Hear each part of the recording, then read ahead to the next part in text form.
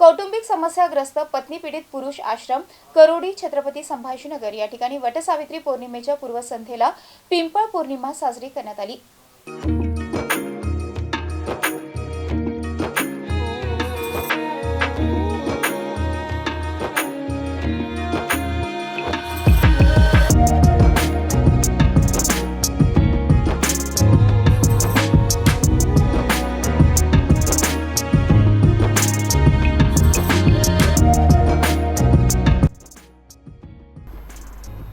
ज्याप्रमाणे महिला या